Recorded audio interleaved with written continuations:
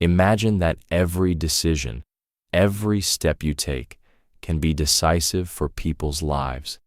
In this video, you will hear two stories from those who have experienced real creepy moments. Officers who fight with the threat of death every day. It's not Hollywood, and it's not fiction. This is real life, where fire is not just a threat, but something that does not forgive mistakes. Get ready to hear stories that will make you think about what is behind this profession and at what cost salvation is given. I've been a firefighter for about 9 years now in Northwest Virginia. I've often heard stories about fire stations being haunted, and I even have had some strange experiences myself at my own station and on a few incidents. My favorite example of something I can't explain is on the scene of a fatal hit-and-run involving a pedestrian. It happened in December of 2016. My department was responding to a chimney fire when we were toned again for a vehicle versus pedestrian. We were on scene of the fire and had to put the next due engine on the vehicle versus pedestrian call. About an hour later, around 10:30 p.m., after we finished cleaning our equipment from the fire, we were dispatched to assist the Virginia State Police with their investigation by providing light to their scene. When we arrived on scene, we noticed that there was police tape everywhere. I got out of the engine and illuminated the scene to find a black sheet, obviously covering a body.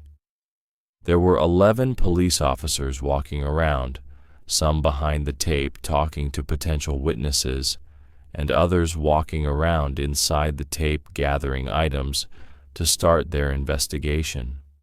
Among the officers inside the tape, I noticed a Caucasian lady who was about 5'4" and was wearing dark blue jeans, a white shirt with thick brown stripes, and a greenish coat. She looked concerned and very out of place, but she was near some of the officers, so I thought obviously she had permission to be there. I turned around to start recirculating the tank water due to the extreme cold and got back in the engine shortly after. Occasionally, I would look up from my phone to see what the officers were doing for their investigation and then swiftly look back at my phone. After about 10 minutes or so, I got out to recirculate the pump again. Just as I got out of the engine, an officer uncovered the body. The body was of a Caucasian woman. She was wearing dark blue jeans, a white top with thick brown stripes, and a greenish coat. I instantly realized that she was wearing the same clothes as the lady I had previously seen walking around the body. I stood there frozen and tried to analyze what I was seeing for what felt like a minute. I composed myself and scanned the rest of the scene in an attempt to spot the lady wearing the same clothes and walking around. After a few frigid minutes of looking, I got back in the engine and waited until the investigation was finished. I couldn't find a way to tell the other person in the engine without sounding crazy, so I kept to myself. I really wish I could find a logical way to explain this, because it still gives me chills when I think about it. The concerned look on the woman's face is something that will never leave my mind. Everyone always asks me, what's the worst thing you've seen at work? For some, this is the most terrifying. For others, the most frightening. For others, it doesn't really matter, and they just need to start a conversation. Regardless of their motives, I never know what to tell them. I don't want them to be too curious. I keep accumulating stories that I'm afraid to share.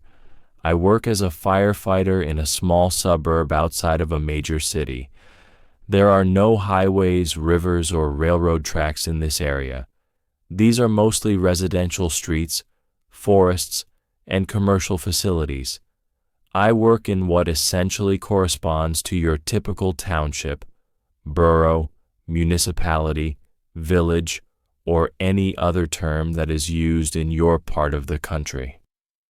When I was at the academy, one of our instructors was a typical firefighter. The clothes he wore had so much soot on them that even a washing machine wouldn't help, and he was often found with an unlit cigar sticking out of his mouth right under his bushy mustache. Despite his big belly, this man was cool and highly respected. It seemed like he knew everything and could help me in class, no matter what problems they had. I saw him telling a claustrophobic firefighter about training in a confined space. Firefighters who were afraid of heights didn't think twice about pushing the ladder cart away if he helped them, and cadets who were just having a bad day talked to him and they instantly cheered up. He had a sharp tongue and could talk anyone into doing anything. I never thought that I had any fears before the academy. Of course, I was afraid of the dentist, but I could ride a roller coaster without worrying about the dizzying heights. I could take long night walks without worrying about the coming darkness. During college, my mentor used to put a jute bag over my head during intensive hazing classes, but even that didn't affect me. In fact, I didn't have the same persuasive power as my instructor when I could help my classmates, but I never felt the need to turn to him to help me cope with a frightening situation. The situation changed towards the end of my stay at the academy. We conducted search and rescue operations using firearms using a dummy called Rescue Randy. Rescue Randy is essentially a mannequin, but it's more realistic than the mannequins you see in Target modeling clothes. Randy had a face, joints that could move like a real person, and weight distributed as if Randy were real. During one of the exercises, Randy was laid on a bed in the fire room. This evolution was to simulate a guy who was smoking a cigarette in bed and accidentally fell asleep. We started at the front door with instructions to go into the bedroom and see if there were any civilians there. As I crept along the corridor, trying to stay away from the smoke, I felt that something was wrong. I thought it was adrenaline, but it was something I hadn't experienced at all in the previous 3 months at the academy. I turned to my partner, Ruiz, and nodded at him questioningly. It is assumed that you should always be in contact with your partner, never stay without him in a life-threatening or health-threatening environment. Ruiz gave me a thumbs up, and I continued down the hallway. He must not have felt what I felt. I entered the bedroom and saw that the room was obviously on fire, but it had a place to survive. In such a situation, your partner stays at the door to observe what is happening, and the main firefighter, in this case I, quickly inspects the room, trying to grab the victim. In this industry, we call rescue operations captures. This is a situation that honors any firefighter by adding a touch of masculinity to the firefighter's reputation. Because Ruiz was standing by the door, visibility was low for him. However, he knew where I could be if I needed help. When I crawled to the bed to look, Randy's rescuer suddenly sat up straight. Except it wasn't Randy. It was an elderly woman. What was left of her wrinkled skin crumbled from the flames licking at her body. Strangely, she didn't seem to be in pain or panicking. I really panicked. I thought I was hallucinating. There couldn't have been anyone else there. The academy was located in a secluded and secure campus. A homeless woman wouldn't be able to wander in here, let alone stay calm in such a situation. I started calling Ruiz. With a breathing apparatus and a mask, it's almost impossible to hear me. I was so scared that my screams must have been on a level that I can't even describe. As soon as Ruiz reached me, I looked back at the woman, but I found that she had disappeared. There was only Randy's lifeguard lying on the bed, which was now engulfed in flames. Ruiz helped me grab Randy, and we got out of the burning building. Fortunately, Ruiz did not hear or see why I was shouting. At least if he did, he hasn't said anything about it to me since. As far as I know, he just thought I was getting his attention to help me get him. I knew that if I confessed this to anyone, I would be classified as unstable, in need of psychological support, and perhaps even expelled from the academy. I knew that I could trust my sharp-tongued teacher. After the evolutions were over and we started packing, I stayed to talk to him. Before I could say a word, he winked at me and said, "I see you've met Susan." The soothing look in his eyes changed. He was neither threatening nor encouraging. He seemed to have penetrated some unknown fear of mine. I do not know if he was an angel called to help me overcome my fears, or a devilish incarnation sent to turn me against himself. All I know is that as soon as my class graduated, he retired, and I can't find any trace of him online. The alarm is ringing for my next call, so I'll need to tell you more about my experience later. I just need an extra second to calm down, because I know that as soon as I slide down the pole and run to my locker, Susan will be leaning against it and watching me put on my gear. Some of you have asked about Susan. I see her almost before every call. She always leans against my locker as soon as we get a call. I never have time to talk to her, and I'm too afraid to ask anyone else if they see her too. The fire department does not effectively address mental health issues. Even though everyone is striving to be more compassionate and understanding, this is still a club for the elderly where you don't really discuss your problems. Everyone is expected to show courage and possess both mental and physical strength. To be honest, I'm too scared to try to talk to Susan. It's almost as if she's a temptress trying to lure me into the dark. I don't think she's like that, but that's all I can think about. Until I get up the courage, I don't think I'll talk to her. I feel like if she wanted to share her story, she would have already done so.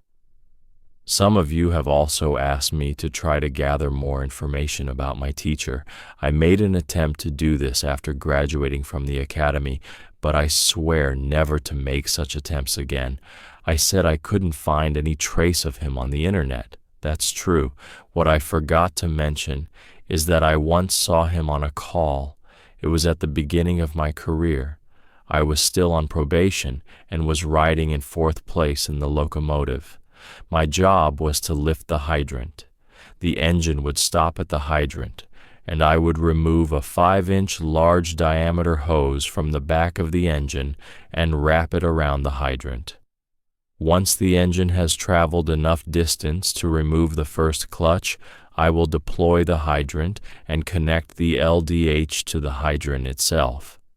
In simple terms, I was the guy who made sure we didn't run out of water. It may seem simple, but it actually gets on your nerves quite a lot. If you don't complete this task quickly enough, you risk endangering the rest of the crew who are inside fighting the fire. The water supply is what we call charging the line. Never do this until the driver confirms that he is ready to receive water. To achieve this goal, your maintenance staff must remain at the hydrant until the pump operator signals that water is ready. I was standing at the hydrant, waiting for the signal. This particular hydrant was located on a residential street where there was not much traffic. Even if it wasn't the middle of the day, unless you had a reason to be in the area, The roads weren't busy.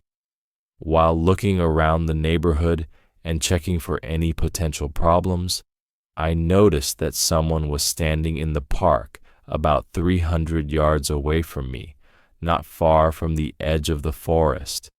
At a distance of 300 yards, it is difficult to see any details unless you have binoculars. I couldn't make out either the belly or the mustache, but I noticed a lit cigar in the man's mouth. Despite the strangeness of the cigar being lit, I had the feeling that it was my instructor. There was no logical explanation for this, but I was instantly overcome with fear. Perhaps it was just a residual feeling from the realization that this man was also seeing Susan, but the sensations were different. It seemed to me that it was a bad omen, that he was watching me. I was so immersed in this fear that I almost missed the siren warning me to open the hydrant. I couldn't get rid of this feeling until the end of the conversation and realized that I needed to continue investigating. At the end of my shift, I returned to that park. I combed through the forest and couldn't find my instructor. However, I found the butt of a smoked cigar and traces of crushed vegetation leading deep into the forest. I didn't expect him to be standing there, but I had the uneasy feeling that he was lurking nearby. As I walked along the path, it seemed to me that the forest was closing in on me. Claustrophobia, which I knew I didn't have, gripped me, and I couldn't shake off the panic. Even so, I knew I had to move on. I needed answers. When I went deeper into the forest, I smelled a campfire. Although these forests weren't vast enough to contain unexplored areas, they were large enough that someone could set up camp for a while without anyone noticing. Eventually, the trees began to thin out, revealing a clearing. I crept up to the clearing, my heart pounding in my chest. As I got closer, I saw that someone was sitting on a log with his back to me. It was undoubtedly my instructor. His soot-covered equipment, stocky but once athletic physique, and even the gray mustache sticking out from the sides of his head left no room for doubt. It didn't make any sense. Why would he wear an outfit? Most guys keep their gear after they retire, but I'm not aware of anyone who wears it after they leave the service.